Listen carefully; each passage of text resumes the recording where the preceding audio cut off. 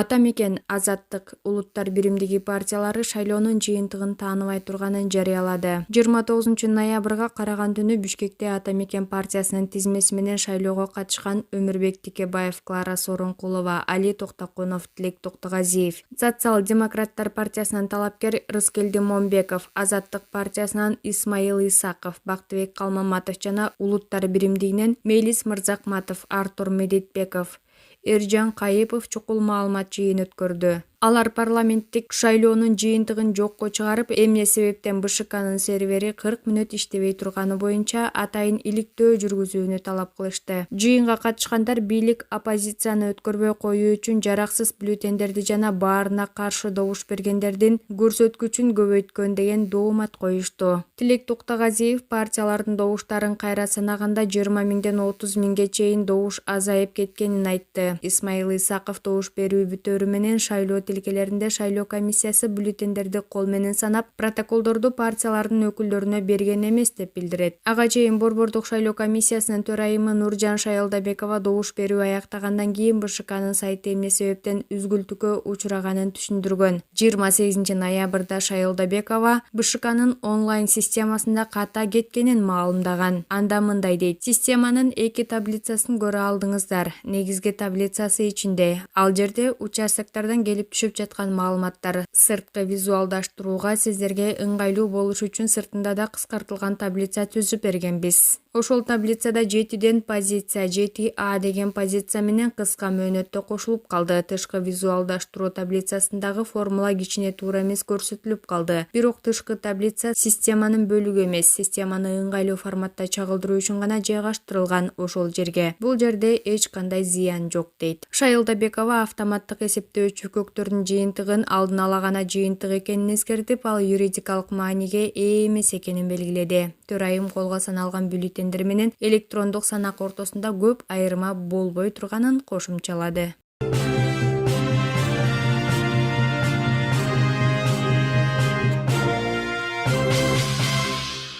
Ал арада Азаттык партиясынын талапкер Бактыбек Калмаматов шайлоо жокко чыгып, өкмөт отставкага кетиши керек деп чыкты. Бул шайлоо саясий кризиске келди. Мындан чыгуунун бир гана жолу бар. Шайлоо өткөрө албаган өкмөт отставкага кетиши керек, дейт Калмаматов.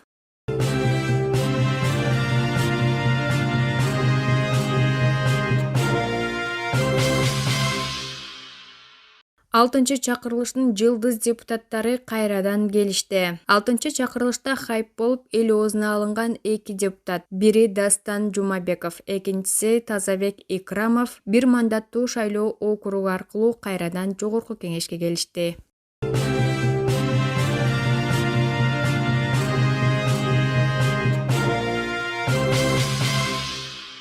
Коопсуздук кеңештин катчысы, парламенттик шайлоону өткөрүү боюнча республикалык штабтын жетекчиси Марат Иманкулов БШКнын сайтына 20 өлкөдөн хаккердик чабуул болгонун билдирди. Ал маалымат борборунда шайлоодон кийинки кырдаал тууралуу билдирүү жасады. Коопсуздук кеңешинин төрагасынын орун басары Талатбек Масадыков менен БШКнын серверин текшергени бардык. Ошол убакта адистер кандайдыр бир чабуул болгонун айтышты. Былтырда ушундай аракеттер болгон экен, бирок экрандан хаккердик чабуулду тосуп жаткан көрсөтүштү. Катуу корголгондуктан таасир эткен жок. Адис чабуулдарды басаңдатып, жол берген жокпуз деп айтты, дейт Иманкулов. Ошондой эле шайлоонун жыйынтыгын бурмалоого эч ким жол бербей турганын кошумчалады.